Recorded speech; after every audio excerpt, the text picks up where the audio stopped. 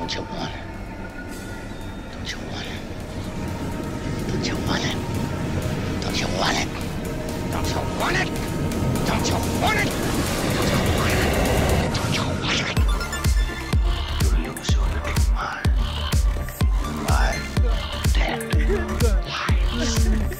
deadlights. Welcome to the Deadlights podcast mini, the season finale. I'm your host, Mini Sam. Oh, I'm Mini Leslie. Remember bringing you your mini last episode of the season. The last one. And with this one, we look back. We take a look back at season 2, and we try to make the hard decisions of which ones are the best that in our minds of the season. First of all, before we get there, so we have more time to think too, because this is hard decisions for us. We watched a lot of good movies. We did. First of all, just kind of wanted to, praise us for making it through a second season, first of all, and also all the accomplishments that we had this season. We changed the form. We did more live events. We established a horror movie trivia night. Just made more connections in the horror community in Chicago, and I think it was a super fun and successful season. Yeah, and I just want to insert this here to just thank you so much for everything that you do, like the editing, figuring out this format that just kind of helps you essentially to edit easier and faster, but really gives us a structure and I think a better concept as to what and why we're reviewing these movies. Not only do we love to watch them, but what is it about them that really enthralls us?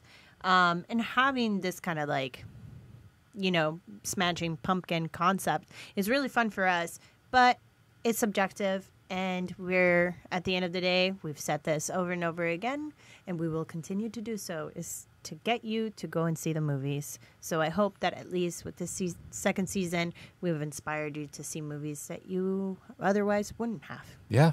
Yeah, and also play along with us, too. You know the criteria.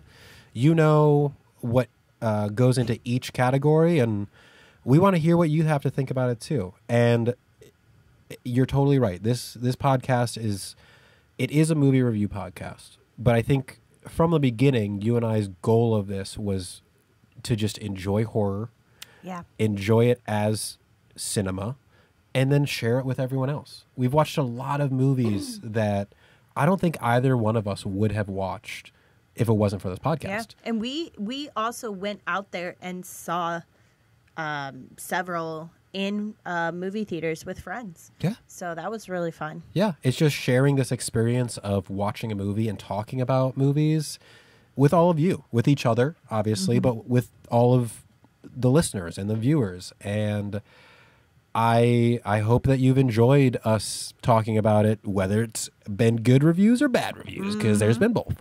Yeah. They're all not going to be winners. No. That would be impossible. That'd be boring. Oh, yeah. We want some stinkers in there. Imagine if we just saw, cult classics. Come on, y'all. We're not going to put cult classics in there. Well, we will. But they're going to be among 300 other movies that you've never heard of before. Never heard of. Yeah. Or been hey, I've seen this. Oh, never put it up. Oh, that was a weird never had the time or never put it on. Yeah. Or something else or whatever. So yeah. And I do want to thank you too, Leslie, for being open-minded and kind of giving yourself to the bucket like I have, and just be willing to show up here and watch a movie if it's good, if it's bad, and then spending an hour or so talking about it. Yeah, it's been fun. I love that. We should put that on a shirt. Yeah, give yourself to the bucket. Give yourself to the bucket. We have join us. Join us. And the bucket has given us some movies this season.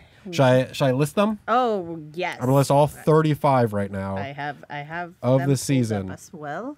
Woo. So, in season 2, we watched It Part 1, It Part 2, Black Bear, Don't Look Now, Opera, Brimstone, It Follows, Kill Baby Kill, Dreamcatcher, The Silence of the Lambs, X, Magic, Hellraiser, There's Someone Inside Your House, Paranormal Activity, Scream, Sweeney Todd, the Demon Barber of Fleet Street, Cocaine Bear, The Black Cat, The Pale Blue Eye, Candyman, Pontypool, The Endless, Under the Skin, Deliverance, Poltergeist, Insidious, Saw 2, House, The Craft, Santa's Sleigh, Fatal Attraction, Dawn of the Dead, Climax, and our most recent movie,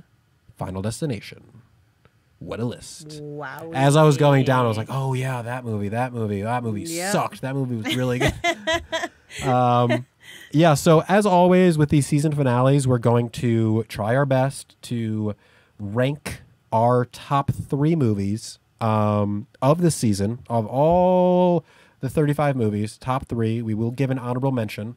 And something that I just thought of that I would like to add into this one is the Razzie Award. So that would be for the worst movie of the season. And just so everyone knows, these episodes are much more about our personal preferences. We're going to set aside the Smash Pumpkin criteria for a second. And so these rankings are purely personal and just what we like personally. I base them on also how memorable had they been. I think that's important. Have I stopped thinking about this movie? Mm-hmm. Are there a couple that you haven't? That I've never thought about before? Yeah. Haven't thought about since. Well, that's important too, because that is telling. That's important too. That's super important. No, there is one, and I think it's going to surprise you. Okay. We'll see. All right. Well, let's hop into this. Do you want me to go first? We're going to start with our third ranked one. Yes. Our third top. Do you want me to go first? You go first. Oh, okay. You go first. I don't know how we're going to do this. This is crazy. So my third one, again, we're just going off personal preference here. My third one I'm giving to a movie that before watching it on the podcast, I absolutely loved it. Loved it. It's been kind of one of my favorite horror movies for a very long time, ever since I saw it for the first time. It ticks a lot of the boxes of what I love in horror movies, and that is the practical effects, for sure. This, different perspective than I was expecting. And then, the watchability of it. How many times can I watch this movie and really enjoy it? I think I know. You think you know? Number 3 is Hellraiser. Oh. Ooh, that wasn't what you were thinking. I mean, I knew that it was going to be Mungs, but I thought you were going to say something else. So I'm thinking that one might be one. Might pop up later. Might be one. But yeah, Hellraiser to me is one of those movies that it took me a while to see it. And Pinhead is obviously, and the Cenobites are obviously pretty big in the horror lore. So I had heard about it, seen clips, but then when I finally watched it from beginning to end, it was a lot different than I thought it was going to be. It all takes place in a house. It's very centralized. It's not this big world that they build, and it's much more about the family than it is about the Cenobites and Pinhead. They're more periphery characters. Mm-hmm. The evilness is actually coming from the stepmother, evil stepmother and evil uncle. And I absolutely loved that unexpectedness. The sexy times they had. They were into some fucking crazy shit. And then on top of it, we're dealing with these like BDSM demons from another planet or realm or whatever. And so we're getting crazy costumes. We're getting crazy makeup. We're getting crazy practical effects at the end when Frank explodes. Iconic. It just sticks with me. Since I saw it, has always stuck with me as one of my favorite horror movies. Wow. Thanks, Hellraiser. That's great. Yeah. Do you remember? This was your first time watching it. Yeah. With the podcast. Mm-hmm. Yeah. Was it what you expected? It was not. It wasn't because, like you mentioned, freaking Pinhead and his minions are what's put out there to lure you into the movie. They're what you know. Yeah. So you think that they're going to be a bigger part of at least the first one, and they weren't. The whole time I was like, how are they going to come back? Can we have them back? Bring them back. Because we're just seeing this creepy ass fucking like creature trying to become human by killing people. So it was just like, oh God, it was torture. Yeah. You know? And this idea of like a toxic relationship. I mean, it was really a big picture of how toxic relationships can push you to kill in this case. I mean, the stepmother, was willing to do anything. I mean, she said that directly. I will do anything for you. And that's where a lot of toxic relationships can get to. Mm-hmm. And so that element of it, we're dealing with beings from another dimension. And yet we have this very relatable theme that the movie pulls through. And I appreciate that about that movie. Yeah. Clive Barker, I got you, brother. Damn. Yeah. All right, you're number 3. What's the third? What's got the bronze? Huh? Okay, look. Look, everyone. Look. I have mentioned several movies on this list. And I just want to give the others a little bit more time to shine. So, but this one in particular, I'm going to bring back because I've been wanting to see it in this season. And I'm so happy we pulled it because it still kind of has a little pull in me. It still kind of scares me. And I think it was very successful when it first came out, and then now it's a franchise. So Paranormal Activities. There's just something about ghosts that, to me, because I do believe in them, when you're putting them in this kind of perspective of you filming yourself, it becomes just spooky. It's still spooky, and I don't ever want to see a ghost. I know that I would be very, very afraid. I always jump when Adam comes in through the door. When an alive human comes through the door, right? Because I think, oh, this is the time I'm going to see a ghost today, and then it's just a human being that lives with me and takes it very personal when I get scared. But I jump. Sorry, Adam. And I scream. But yeah, I'm so fascinated by ghosts. And this one, like I mentioned, when I first saw it, it stuck with me. It stuck with me. And although there are much better movies out there than Paranormal Activity, that one, like I said, it still holds on. It still tugs. And so when we saw it again for the podcast, I was like, oh, right. There's a reason why it became what it has become. Yeah. Full disclosure, that was going to be my number 2. Paranormal Activity was going to be my number 2 because the effectiveness of that movie. It still, to me, is effective. I saw it in theaters when it came out. And I remember leaving that theater, I don't want to say like let down. I was definitely scared at the time, but it was different. It's a slow burn movie when you're not expecting it to be a slow burn movie. Mm-hmm. You're expecting it to be like constant scares all this time. But when I rewatched it on the pod, I actually felt like I was more scared this time when we watched it. Oh, wow. Because I felt like I was able to see the effectiveness of the movie. Like I was actually able to feel like, oh my God, the sound and the filmmaking and this like slow burn element is working so well to build this eeriness. Mm-hmm. And I was kind of blown away by how effective it still is. And it also is a time capsule because the people don't use home video cameras like that anymore. So it's really that view and that look is very early 2000s, and it puts you there immediately, not to mention the fact that it kickstarted not only its own franchise, but other franchises too. Everyone was trying to do a found footage movie after that. Everyone was trying to capitalize on that. And in my opinion, I don't think they were as successful as that very first Paranormal Activity was, because it was the first one. It was the one that everyone was trying to copy. Because also we're in this early stages of these camcorders being accessible to everyone. So then everyone had a chance to be a filmmaker, and you get this movie that's like being portrayed as real.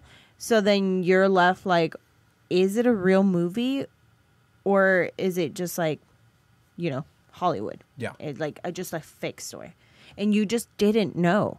And I was so like enthralled when this movie, Blair Witch Project, and The Fourth Kind came out, and it has these elements of like found footage. And when I saw them, I thought they were real. I couldn't differentiate between reality and a movie, just a script. Yeah. I was so afraid. And if someone were to put that movie on and not tell you what it was, you had never heard of Paranormal Activity before, they present it like it's real. Yeah. And even the acting, like I thought it was so natural that it really feels like you're watching something that you should not be watching. Like, because we all have, you know, experience with home videos, and it's that look. So it then immediately brings it close to home because we've seen ourselves in camcorders like that. Now we're watching other people's camcorders, and it feels very like we should turn this off. We shouldn't see what these people's lives, we shouldn't see behind the curtain in their bedroom, you know? Then you might also be accepting it in. It's that kind of thing that I think those movies are perfect for my family to put on and just kind of scare each other. When there's like blurred lines, I think that's when we like it even more. Yeah. I mean, my family's crazy enough, and they fucking put on the Human Centipede. Like, who the fuck does that? Who the fuck does that? That's a different kind of experience. So we love torturing each other. Just mentally.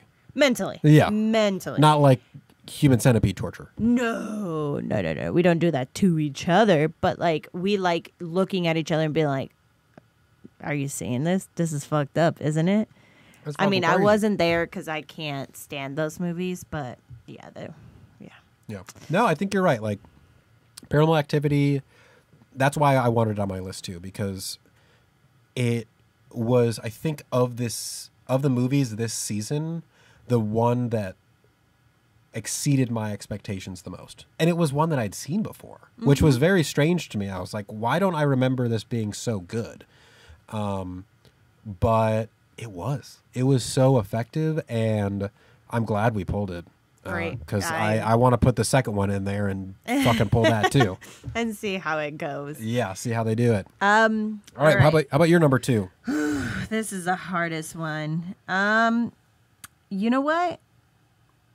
I want to talk about Black Bear. Black Bear, one of the third movie of the season. Yeah, so going way back. Which is, when we pulled it, I had seen it come up on my streaming services being like recommended for you. And I held off because I was like, I just want to see if we are going to pull it. And we did. And it was early on. And it was the first time that I had seen it. I was impressed. Aubrey Plaza's character was eerie. It was creepy. At the end, you don't know what the fuck was real. And it was fucked up. Yeah. Which, my genre. Oh, yeah. Psychological horror. I absolutely enjoyed it. And it was stressful. Those moments where they were shooting and there was that toxic relationship going on. Oh, it was awful. And then she was like trying to recreate that in the other one. You just don't know. You don't know the timeline, and I think that's what's so intriguing about this movie. Yeah, you don't really. Yeah, like you said, you don't know it's real. No. And it was probably that one, I would say, surprised me the most of these movies as far as what it was. Like, halfway through the movie, they start a different movie. Like, they literally, it's about filmmakers making another movie. So that was like totally out of left field in a good way. And I'm glad neither of us had seen this movie before watching it on the podcast or knew that twist, because it was very effective. And then as we started talking about it more and more, the two halves, almost, it didn't matter which one was real or if both were real or which one happened first, because they were all talking about the same thing. It was all about toxic relationships and how toxic relationships can manifest themselves in different way. Is it about an actual relationship between you and your spouse, or is it on set, like with a director? So they were kind of presenting toxic relationships in the same way, but how they can manifest in different situations, which I thought was great. Yeah, and like I thought it was smartly written, and then to include characters, like they were using the same actors, but they were different characters in the different stories. Yeah, the two halves. Yeah, I so like that fucked me up, and I was just like, "What's real?" But it never left me too confused to not enjoy it. And it kept me pondering. That's one that stuck with me and made me realize how much of a phenomenal actress Aubrey Plaza is, and it gave me so much more respect for her as an actress. I knew she was already good in comedy, but to see her in such a serious film made me very curious to see her future projects. Yeah, that like last like 10 or like 20 minutes or whatever where she's breaking down on set, wow. Hard to watch, but in a good way, because she was putting on such a good performance. It was very, very good. It was so good. And you're right, like that's a movie that I feel like the watchability is super high, because even now we don't know what was real. We don't really know what happened. But there's a lot to think about in that movie. There's a lot to see. I'm sure that if we watched it again, we'd notice little clues that they were putting in there, which is great. I love the like little Easter eggs. And I love it when it comes from the script too, from words, as opposed to just like little images or, you know, objects. When it comes from the script itself, because you're given so much. This one in particular was very heavy on the script. But yeah, to watch it again and be like, the freaking Leonardo DiCaprio meme, the gotcha. You know? Yeah. Oh, absolutely. Yeah. Yeah. I want to watch that again. It's funny because it was from so long ago in the podcast. So long. But so good. So good. So good. So good. The top rankers, the top ones of the season. Wow. What if they're both the same for us? I doubt it. Okay. I doubt it too. All right. My number one ranking for this season. Let me just do one more look at this. I know what it's going to be. I think I know too. Oh, interesting. May I guess? Guess it. Candyman? It's not Candyman. It's not. It's not Candyman. No. Candyman, I was like considering putting Candyman in the place of Hellraiser, because that's on the same par of like movies that I really, really have loved. But then we watched again in this podcast. Candyman was definitely a consideration. Okay. Second guess. Sure. Under the Skin? Also, that was under heavy consideration. Oh my God. It Follows. No. God damn, what is it? It's probably going to surprise you. It's going to surprise me. Because it's not explicitly horror. We're definitely going more psychological thriller on this one. I absolutely loved Fatal Attraction. Ooh. Fatal Attraction, I thought was so good. For many reasons. It was scary. It was very scary psychologically. We're obviously dealing with nothing supernatural in that movie, just how humans act.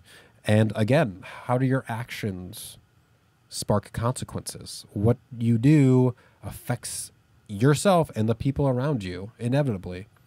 But that movie was, I think, so well made as far as the filmmaking goes. It was so much visual storytelling, a lot of foreshadowing going on without us even realizing it.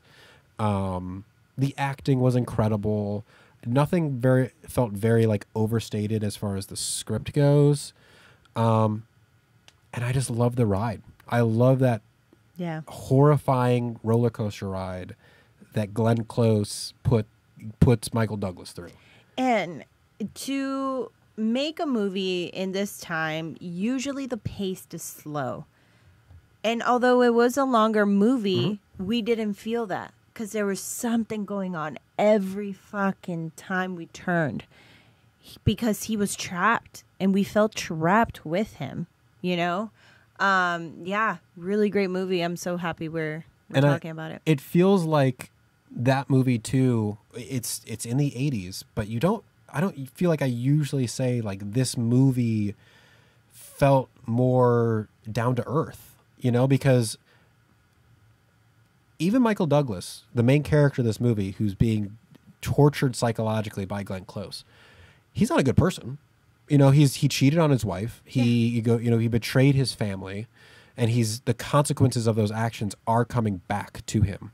But still, we do have sympathy for him. We are still concerned about him and his family and what Glenn Close is going to do, which to me, that feels more in reality. I don't think, you know, as far as are you a good person or not, it's much more of a gray area, you know. Everyone makes mistakes, you know, everyone does things that they regret, and he made one of those decisions. And so you're forced to have to follow a main character that didn't make the morally right decision. But that feels more real to me, you know, like no one's perfect. No, and I think... Not dismissing what he did, because he did do cheating on his wife and his family very wrong, but it happens in reality. And I think what makes cheating so much worse is trying to bury it and pretend it never happened. And that is when then, what's her name? Glenn Close? Yeah. Character says, you are not going to just forget about me. I will not be ignored. I will not be ignored. And that is terrifying.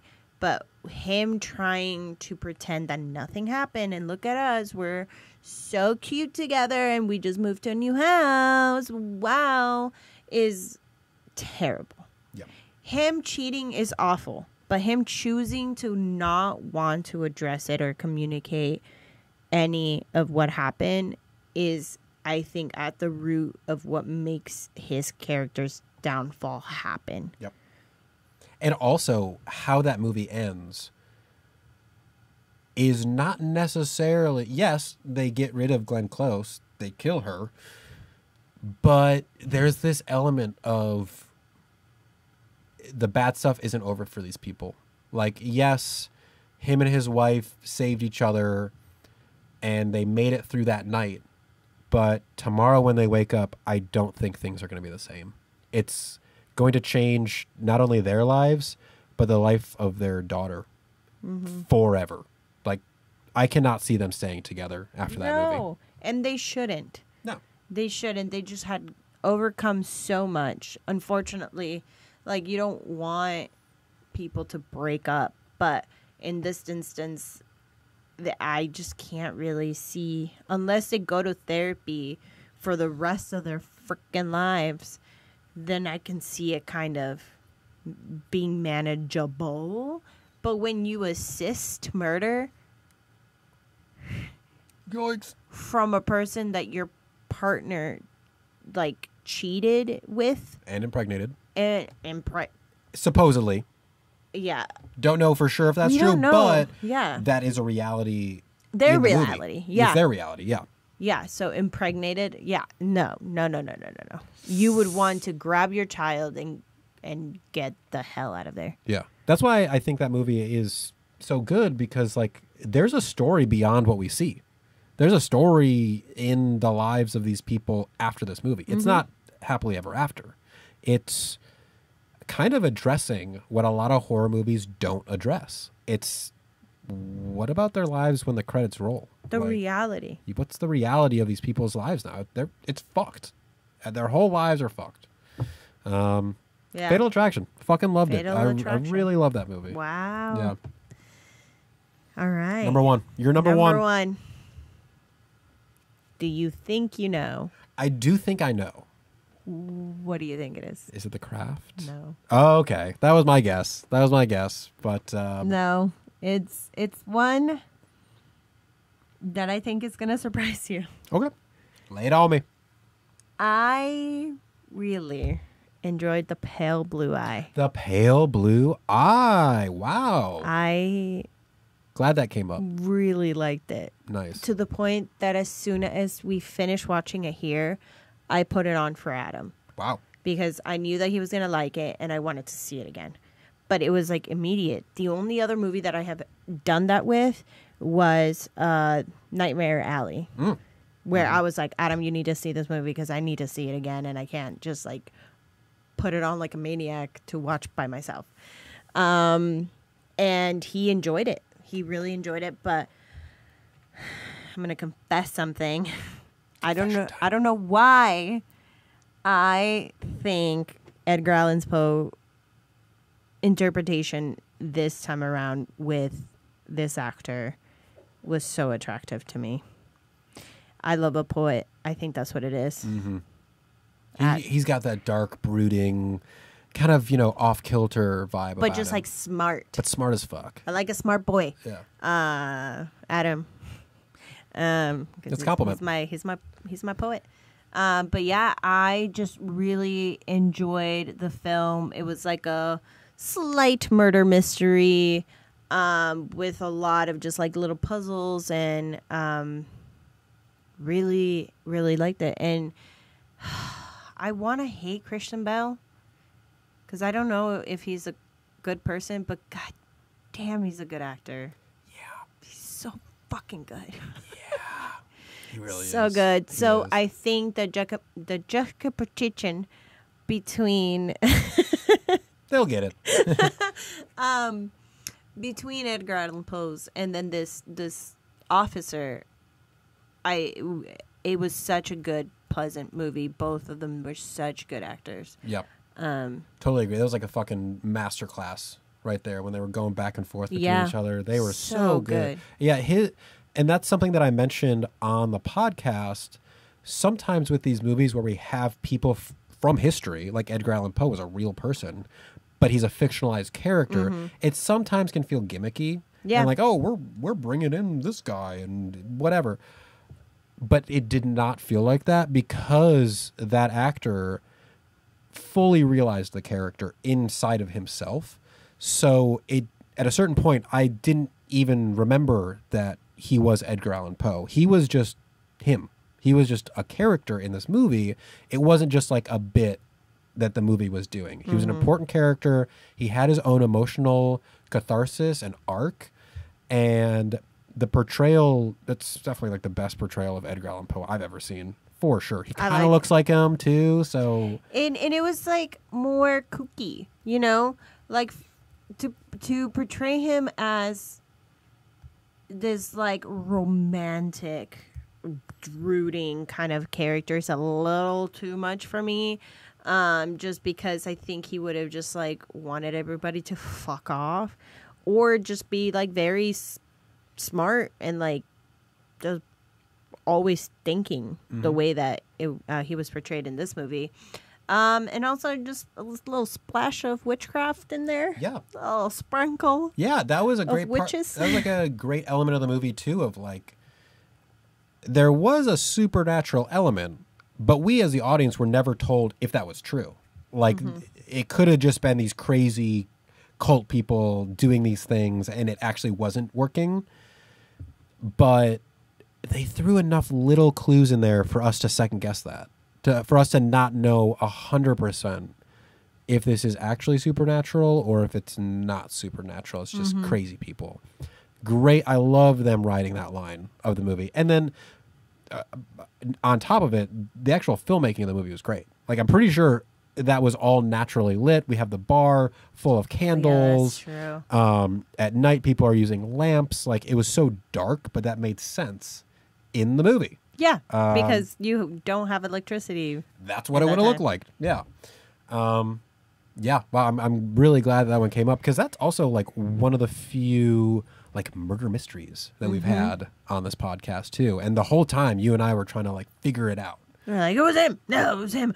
Oh my God, it was Edgar Allan Poe. I didn't see the whole like Christian Bale was the one in the end coming. Spoiler. You should have watched that episode. Yeah. Yeah. I thought that was a great twist. And also Scott Cooper, the filmmaker, we've had him on this podcast before. He made Antlers from season 1, and we also really liked that movie. Yeah. He so far, great filmmaker. Love his shit. Yeah. Love his shit. I can't wait for more. Give us more, Cooper. Cooper. Wow. Okay, the number ones, the coup de grace, Pale Blue Eye, and Fatal Attraction. Lord. Wow. Yeah. How about the honorable mention? You have an honorable mention in there somewhere? I do. Okay. You know, I'm gonna give it to Silence of the Lambs. Fair. When we put it on again, I was like, this fucking movie slaps. It's no wonder it's still being talked about. It's still being praised.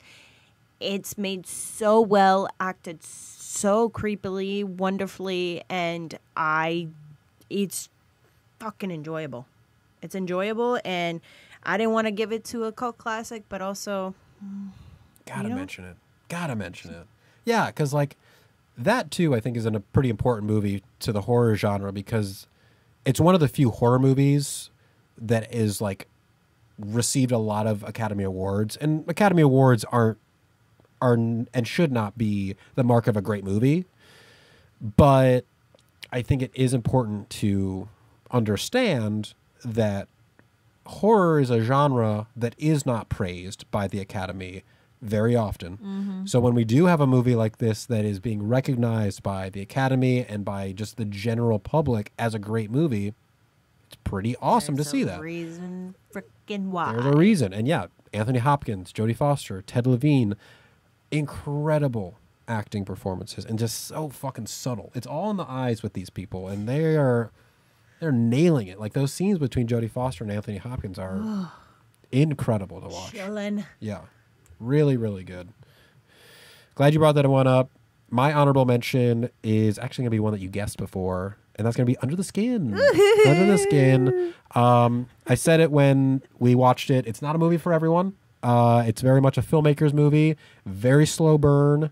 But as a filmmaker, I really, really enjoyed it. And I thought that the slow burn pace of it was awesome. The eeriness was incredible. The music was fucking crazy. We have the vinyl of Under the Skin here. Oh, you do? Yeah, it's just so eerie and so driving for the movie. It's such an important part of the movie. Yeah. Well, I've told Zach, which we've had in the podcast, to make me a song like that. I was like, something along the lines of Scary. Under the Skin. Yeah, scary, otherworldly almost. Oh yeah. And then on top of it, that's a very different role for Scarlett Johansson, and she did a great job. Love you, Scarlett. Really great. Yeah. Really Again, great. A lot of stuff going on in the eyes. Right? Very subtle performance, but there is a lot going on there. You can follow. Those are hard to do. Those are the hardest ones to do. You can follow her emotional arc without her saying a single word. Impressive You for sure. just have to be patient. Yeah. Yeah, with these movies, you can't just, I think for those that can't watch these are so, I don't want to say it because I don't want to insult anybody. But like, it's just like, you're used to just big performances, big, elaborate, things being fed to you. And, that's okay. That is what a lot of these kind of like the movie industry has, gone to. So, but like, give it a try. Just give these movies a try. You might be surprised. Yeah. Wow. Okay. How about the Razzies? How about our choices for the worst movie I that have we watched this season? Go for it. Let's hear what you got. I hated this movie. I hated this movie so fucking bad. I think I know what 2 movies are going to come up, but go for it. Dreamcatcher. Ooh. You sucked. You sucked. And I don't like saying that about a movie, but you fucking blew up. It was so A bad. major turd. Oh. It was so. It took all of me to not just walk away, and that has not happened. It was, like, since we watched, like, before and after we have watched Dreamcatcher. Yeah. Oh God, I just wanted you to turn it off. Yep. It was just so dumb. Like, I think it's a perfect example of why turning a book into a movie doesn't work sometimes.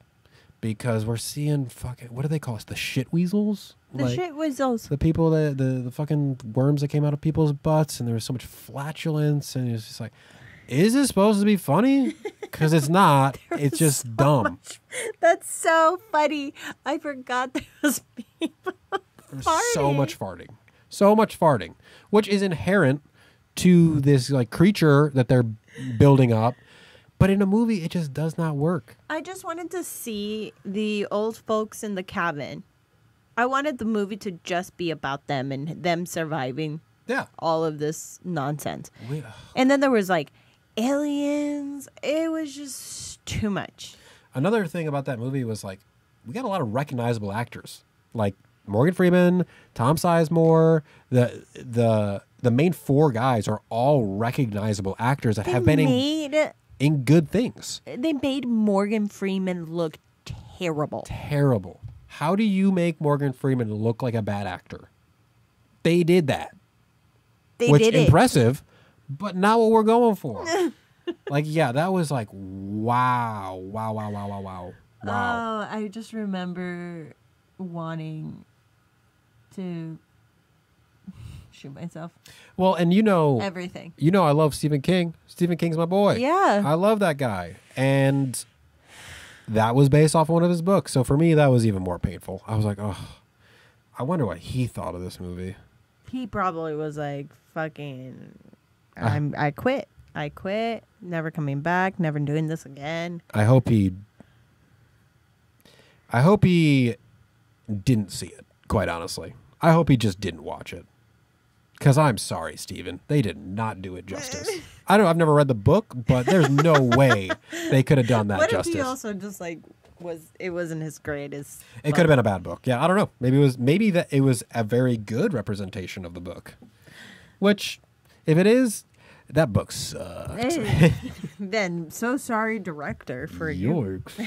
Dreamcatcher, that's a good one. Can you guess what I'm gonna say? Let me see. Let me just scroll through. It was a movie that I really hated. Really hated this movie. Oh, yes.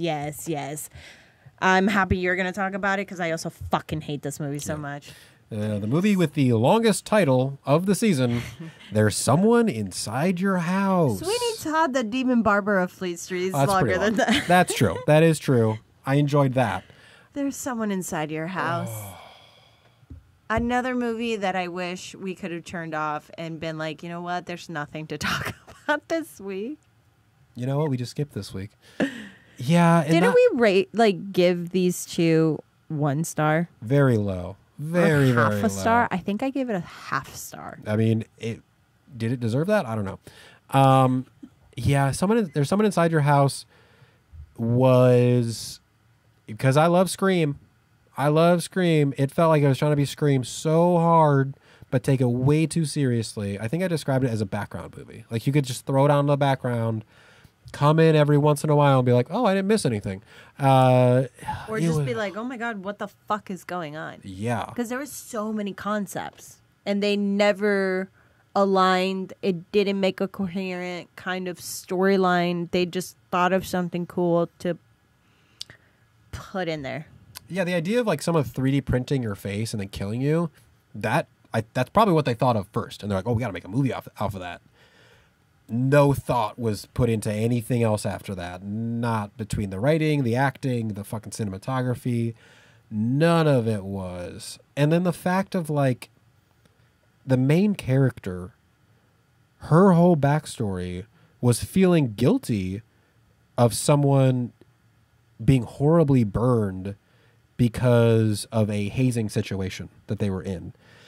And first of all, hazing was never addressed in that movie. That wasn't an element that they were trying to make a comment on. Wait. What? I'm thinking of the other movie. Which one? With Boo, that Boo guy. Was that last season? Oh, that was last season. Yeah. Fucking Those Who Walk Away. Man, that one was also terrible. That one was terrible, Those two were put in the same same movie. They deserve to be together. Memory bank, because I was just like, those two were horrible. Yeah. Oh, No, okay. Yeah. She had like the whole backstory of like, she was hazed and then they got really drunk and then she like pushed someone who was also getting hazed into a fire. She got burned.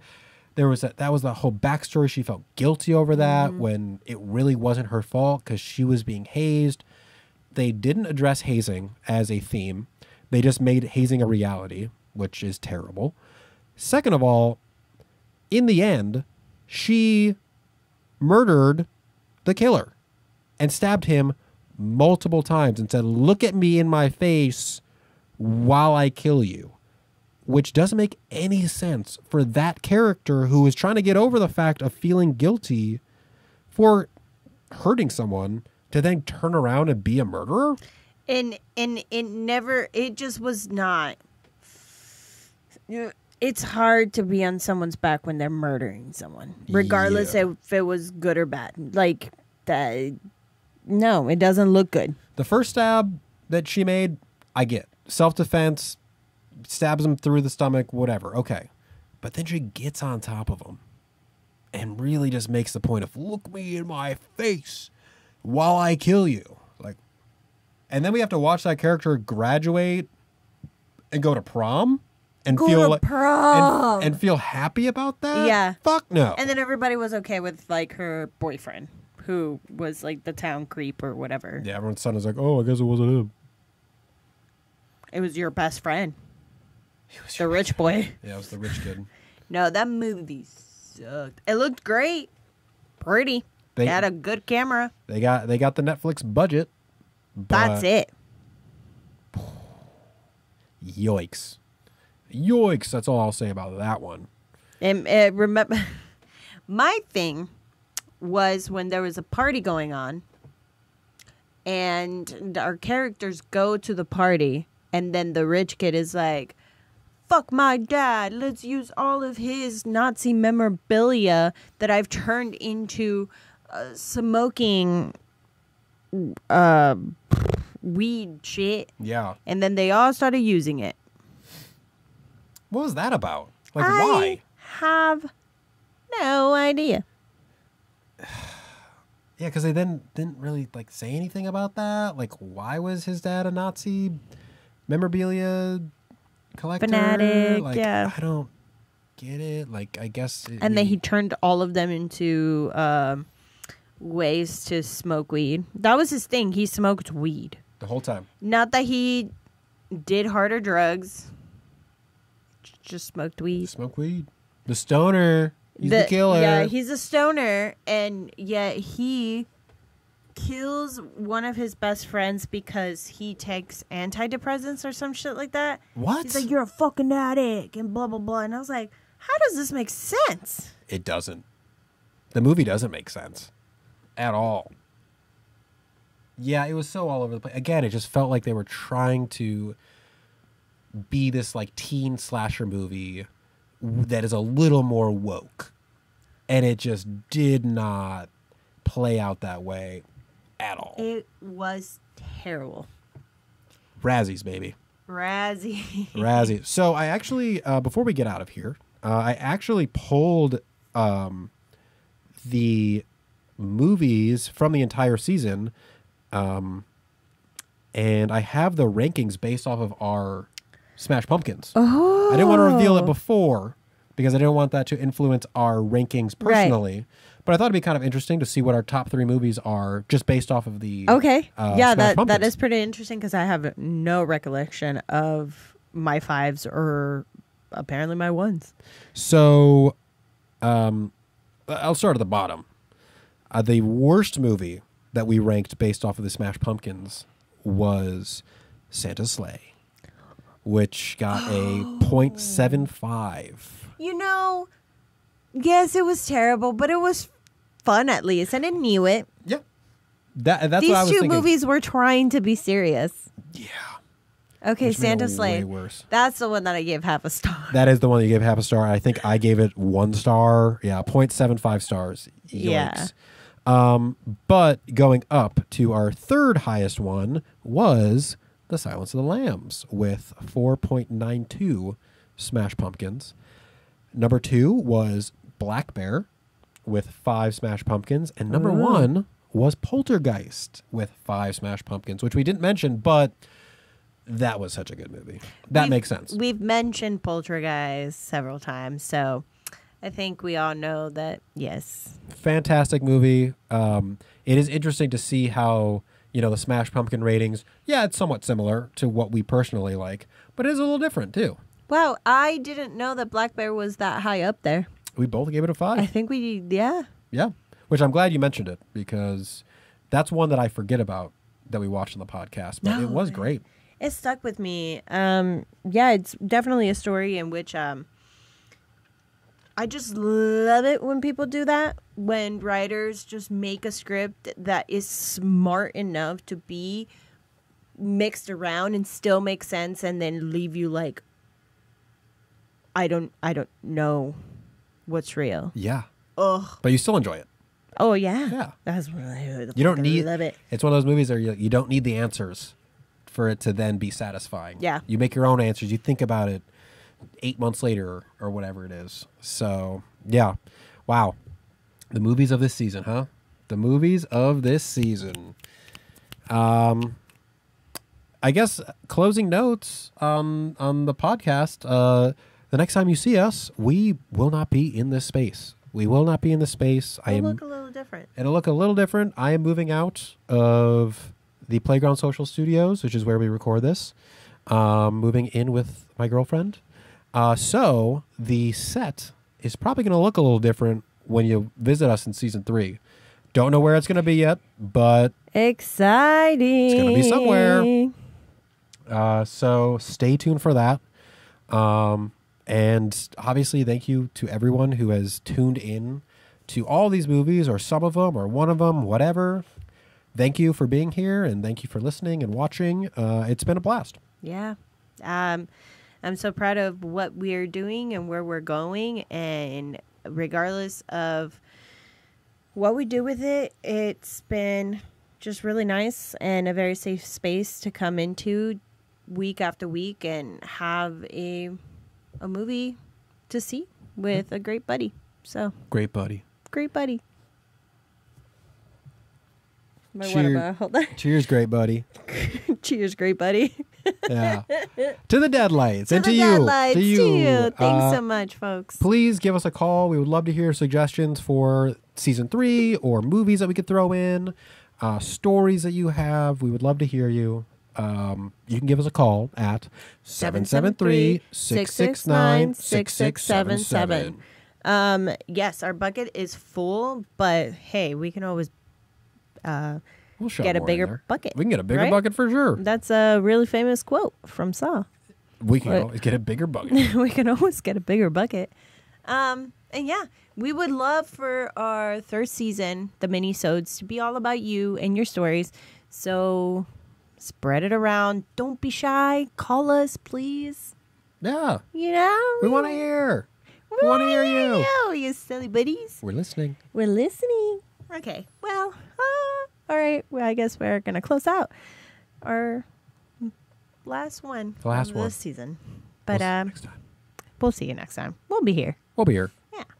Come and say hi at Hex. Come and say hi at Hex. Yeah, you can always check out the last Friday of every month if you're in the Chicagoland area. Come to Hex Coffee Co.